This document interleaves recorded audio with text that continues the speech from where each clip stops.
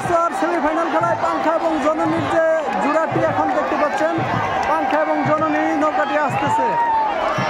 দেখা যাক পাংখা এবং জননী।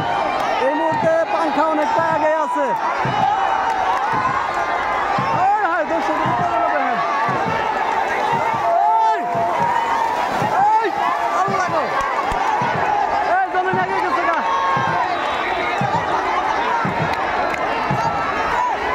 দেখা যাক জননী এই মুহূর্তে অনেকটা আগে আছে পাংখার চেয়ে।